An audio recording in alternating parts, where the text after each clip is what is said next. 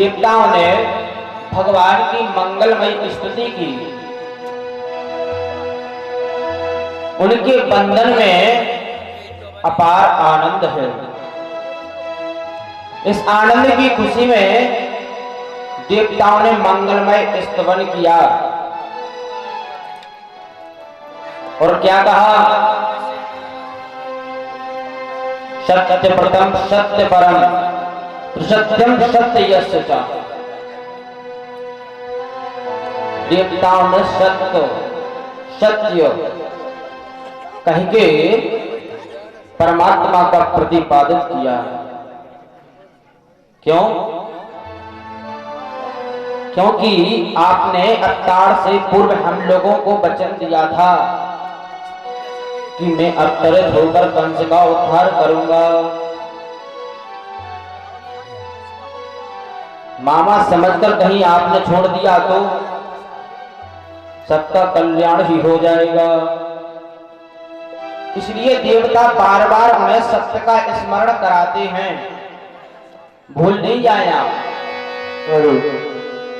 धर्म न दूसर धर्म न दूसर सत्य समारा आदम ने गो पुराण बखारा।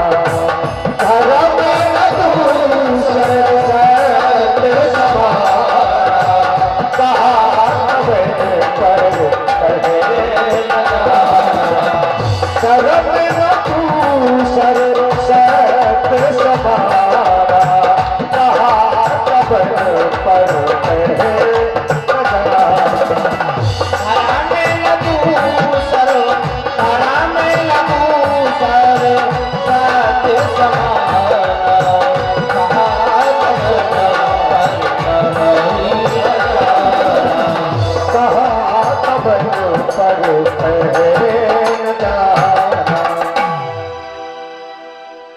इसलिए भगवान का सत्य का स्मरण कराते हैं। माता देवकी से भी कहा, मां डरना नहीं, तुम्हारे गर्भ में जो बालक है ये भगवान है, यदुवंशियों की रक्षा करेंगे, तुम्हारे कष्टों की निवृत्ति करेंगे। अब धीरे धीरे भादों का महीना आ रहा है। नारद ने सोचा मेरे भगवान तो आने वाले हैं, पर कंस को ऐसा डरा कर जाओ कि उसका जीना ही दुर्लभ हो जाए। नारद जी आ रहे हैं भगवान का गुणानुवाद करते हुए कि भज मन नारायण नारायण नारायण भज मन नारायण नारायण नारायण भज मन नारायण नारायण नारायण भज मन नारायण नारायण नारायण भज मन नारायण नारायण नारायण भज मन नारायण नारायण नारायण लक्ष्मी नारायण नारायण नारायण लक्ष्मी नारायण नारायण नारायण श्रीमन नारायण नारायण नारायण नारायण नारायण नारायण श्रीमन नारायण नारायण नारायण।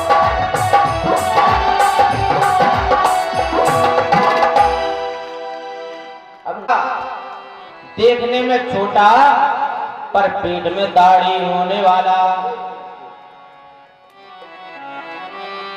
काला काला होगा, नाम भी उसका काला, शरीर भी उसका काला, केस भी उसके काले, सावधान रहना।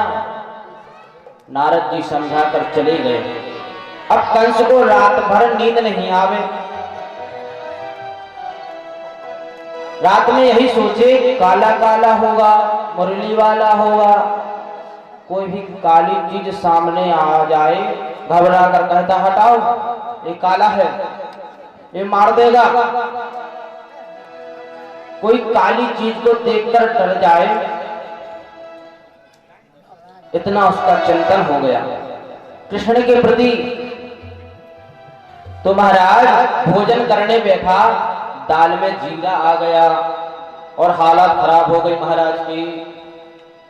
20,000 सैनिक बुलाए, 20,000 सैनिकों से कहा चारों ओर से कारागार को घेर लो। वो भागने नहीं पाए, जन्म लेते ही पूरी सुरक्षा रखना। सैनिक बोलते हैं क्यों घबराते हैं आप, सारी सुरक्षा है। धीरे धीरे आ रहा है भादों का महीना, कृष्ण पक्ष अष्टमी तिथि, बुधवार दिन, बुधवासरी, रोहिणी नक्षत्र, मध्यरात्रि, रात्रि के ठीक 12 बज रहे हैं। योग माया ने ब्रह्मा जी से कहा, योग माया बोली पूरे ब्रजमंडल की कमान मेरे हाथ में दीजिए। योग माया ने ब्रज की कमान अपने हाथ में ले ली। कृष्ण पक्ष की अष्टमी तिथि को प्रभु ने सोचा, माता यशोदा सौभाग्यवती इसलिए हैं कि मैं उनका दुग्धपान करूंगा। देव की पुण्यात्मा इसलिए है कि उनके गर्भ से जन्म लूंगा।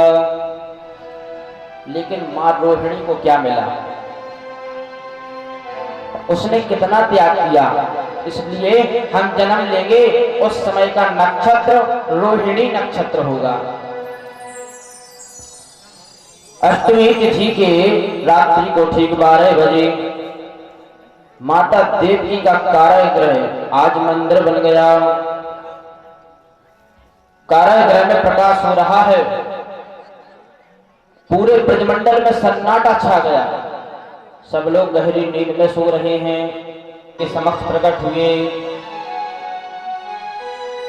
भगवान ने अपने हाथों में शंख चक्र गदा पद्म धारण किए हुए हैं। सब अपनी आंखें बंद कर इस झांकी का दर्शन करिए। देवकी के कारागृह में जो कृष्ण प्रकट हुए हैं, झांकी कैसी है, सुखदेव जी वर्णन करते हैं। तमद्भुतम बालकमंबुजेक्षणं चतुर्भुजं शंखे गदायुधायुधं श्रीवत्सलक्ष्मं गलशोभिकौस्तुभं पीताम्बरं सान्द्रपयोधशौभगं। शंख चक्र गदा पद्म धारण किए हैं, पीतांबर जिसने पहनी है। झांकी के दर्शन कर वसुदेव देवकी भाव विहल हो गए, उनके नेत्रों से आंसू गिर रहे हैं। बिंबा फल जैसे ओष्ठ हैं, ओठ हैं भगवान की, टमाटर जैसे गाल है, शंख जैसी ग्रीवा है, करधनी पहने हैं, कमल जैसी आंखें हैं, नीलमणि जैसा प्रकाश हो रहा है। देवकी वसुदेव दोनों ने गोविंद को प्रणाम किया और स्तुति की। दोनों के नेत्रों में आंसू झल रहे हैं। सारे ब्रजमंडल में सन्नाटा छा गया।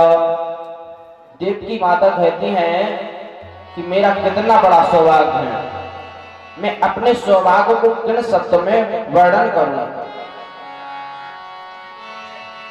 भगवान बोले, मां आपको याद नहीं, स्वयं भवनंतर में आप लोगों ने मेरी तपस्या की थी। आपने कहा था कि आप जैसा पुत्र मुझे मिले तो उस समय में आपका बेटा बना कृष्ण गर्भ। दूसरी बार आपने तपस्या की, कश्यप अदिति बने तो मैं आपका पुत्र वामन बना। इस बार वासुदेव देवकी बने तो मैं कृष्ण बनकर आया हूं। माता ने कहा वो तो ठीक है, आपको पुत्र बनकर आने को तो कहा था, आप तो पिताजी बनकर आए हो।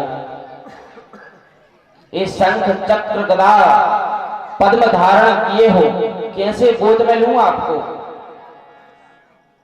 भगवान ने कहा मैया सत्य कहता हूं कि मामा कंस जन्म लेते ही मारने चला आता है, इसलिए हम सुदर्शन चक्र लेकर आ गए। हमने सोचा जो काम 11 वर्ष बाद करना है वो आज ही कर देंगे, इसलिए हम तो सुदर्शन लेकर आ गए। यदि आप चाहते हैं कि मैं छोटा बालक बनूं तो मैं आपकी रक्षा कंस से नहीं कर सकता, बल्कि आप लोगों को कंस से मेरी रक्षा करनी पड़ेगी। हम कैसे रक्षा कर सकते हैं? आप मुझे गोकुल पहुंचा दो। नंद पत्नी ने किसी समय नंद पत्नी यशोदा ने उसी समय एक कन्या को जन्म दे दिया। भगवान कह रहे कि हमें ले जाकर वहां सुला दो और कन्या को ले जाकर कंस को सौंप दो। वसुदेव ने कहा हथकड़ी लगी है, बेड़ियां लगी हैं, कैसे कर सकते हैं ये सब? गोविंद ने कहा इसकी चिंता मत करो, जीव जब मेरा आश्रय लेता है तो सारे बंधन खुल जाते हैं। भगवान छोटे से बालक बन गए हैं। और खुशी का है मौका। चले गए, बड़े कष्ट से सुलाया। नंद बाबा भी सो रहे हैं, सैनिक सो रहे हैं, दास दासिया भी सो रहे हैं। कन्या को लेकर वसुदेव जी गए और जैसे ही कारागृह में प्रवेश करते जा रहे हैं एक एक ताला बंद होता जा रहा है। कन्या को लेकर वसुदेव जी गए, अंदर जाते ही हथकड़ियां लग गई। मतलब क्या? महात्मा वसुदेव जब कृष्ण को लेकर गोकुल गए तो सारे बंधन खुल गए। गोविंद को लेकर गोकुल गए तो सारे बंधन खुल गए। और कन्या कौन है? माया। माया को लेकर आए तो वापिस बंध गए। जीव जब परमात्मा का आश्रय लेता है तो सारे बंधन खुल जाते हैं, और परमात्मा को छोड़कर जब माया को पकड़ता है तो फिर बंधन में बंध जाता है, क्योंकि माया बांधती है और गोविंद छुड़ाते हैं। सैनिक सब जग गए, महाराज कंस के पास दौड़कर आए। सन्नाटा जो छाया हुआ था मिट गया। पकड़ो पकड़ो पकड़ो। कंस को जाकर बोले महाराज 8वां हो गया। कंस ने झट से ताले खुलवाए। देवकी 8वां बालक हमें दे दो। देवकी ने कहा भैया भगवान मंदिर तक आवाज नहीं जाती। पांडाल भरी बोले बालकृष्ण भगवान की।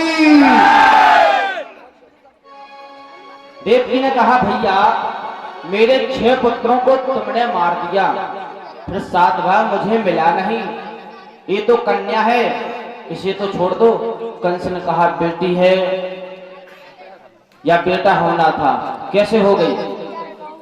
मैं इतना बड़ा पापी थोड़ी हूं कि कन्या को मारूंगा। नहीं, मैं इसे नहीं मार सकता।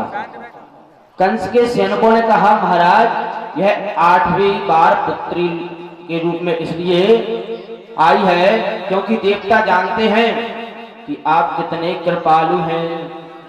देवताओं ने सोचा कि इसे पुत्री समझकर आप छोड़ दोगे, लेकिन इस पुत्री को आपने छोड़ दिया तो पुत्र के रूप में काल बनकर आपको मारेगा।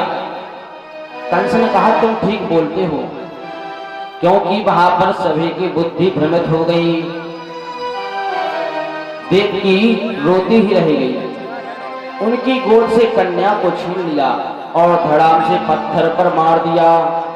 लेकिन वो तो योग माया है, अष्टभुजी देवी बनकर अनंत आकाश में चली गई और आकाशवाणी कर दी किम मया हृदय मंद जाता खलु तबाकृत। अरे कंस, मेरे जैसे निरपराध बालकों को मारने से तुम्हें क्या मिला? तुम्हारा शत्रु जो कृष्ण है उसने तो ब्रज में अवतार ले लिया। कंस ने कहा, हे माता, ये बताओ कौन से गांव में ले लिया? माता बोली, नाम नहीं बताऊंगी, लेकिन अवतार ले लिया ब्रज में। कंस ने वसुदेव देवकी को प्रणाम करके एक बार उन्हें छोड़ दिया और तत्काल आपातकालीन सभा बुलाई। कृष्ण को मारने का प्रयास ये तो हो गई मथुरा की बात। अब चले हम गोकुल में चलते हैं। बोलिए नंद की लाला की जय। नंद बाबा ब्रज के राजा हैं।